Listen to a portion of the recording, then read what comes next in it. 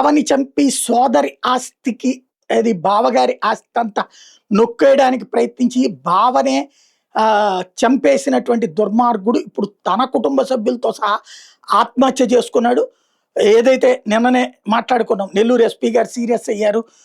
23 మంది పోలీసుల్ని ట్రాన్స్ఫర్ చేశారు, ఒక సిఐని ఒక ఎస్ఐని బీఆర్లోకి పంపించారు అన్నట్టు. దానికి కారణమైనటువంటిది అగ్రికల్చర్ ఆఫీసర్కి కుక్కలకిచ్చే మత్తు మందు ఇచ్చి ఆ మత్తు మందు తర్వాత ఆయన చంపేసినటువంటి బావమరిది ఉదంతం సోదరిని మోసం చేసి ఆ సోదరి ఆస్తి కూడా కాజేయడానికి ప్రయత్నించినటువంటి వేళ ఆమె పోలీస్ కంప్లైంట్ ఇవ్వడంతో ఎస్పీ స్పందించి డిఎస్పీతో ఘట్టమనేనితో విచారణ చేపిస్తే అసలు నిజాలు బయటికి రావడంతో ఇద్దరు అరెస్ట్ అయ్యారు. పరారీలో ఉన్నటువంటి శ్రీహరి అనేవాడు, కుడుమల హరికృష్ణ అనేటటువంటి వాడు ఇప్పుడు తాజాగా అరెస్ట్ అవడానికి ముందే పారిపోయాడు.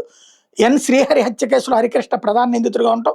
పరారీలో ఉన్న వీడి కోసం పోలీసులు గాలిస్తున్న టైంలో సింగరాయకొండ రైల్వే స్టేషన్కి భార్యా పిల్లలతో సహా కలిసి వచ్చి ఆత్మహత్య చేసుకున్నాడు.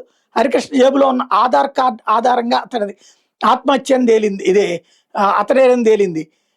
జూన్ 15వ తారీఖున బుచ్చిరెడ్డిపాలెం మండల వ్యవసాయ అధికారి శ్రీహరిని తన బామ్మరిది హరికృష్ణ కారులో పెంచెల కోనకు తీసుకెళ్లి తిరిగి వచ్చేటటువంటి సందర్భంలో శ్రీహరి మృతి చెందాడని చెప్పడం, గుండెపోటుతో చనిపోయాడని చెప్పడం, ఆయన శరీరం మీద గాయాలు ఉన్నట్టు మృతుడి బంధువులు గుర్తించి పోలీసులకు సమాచారం ఇస్తే సిఐ మాతంగి శ్రీనివాసరావు పరిశీలించి వెళ్ళిపోయారు.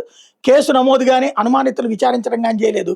తన భర్త హత్యకు గురైన శ్రీహరి భార్య లావణ్య పీజీఆర్ఎస్లో జూలై 6న ఫిర్యాదు చేయడం, దీని మీద ఎస్పీ అజిత్ విచారణ చేయాలని డీఎస్పీ ఘట్టమనేని శ్రీనివాసరావుని ఆదేశించడం, కుక్కల్ని చంపే ఇంజక్షన్లు ఇచ్చి బావమరిది హరికృష్ణ ఆస్తి కోసం శ్రీహరిని చంపేసినట్టు దర్యాప్తులు వెలుగు చూడడం, ఇదే కేసులో పోలీసుల నిర్లక్ష్యం మీద బుచ్చిరెడ్డిపాలెం పిఎస్లోను కేసులు నమోదైనటువంటి నేపథ్యంలో ఇప్పుడు ఏది ఎస్ఐసిఐని వీఆర్కి పంపిన నేపథ్యంలో ఆ నిందితుడు ఆత్మహత్య చేసుకోవడం అన్నటువంటిది సంచలనం సృష్టిస్తోంది.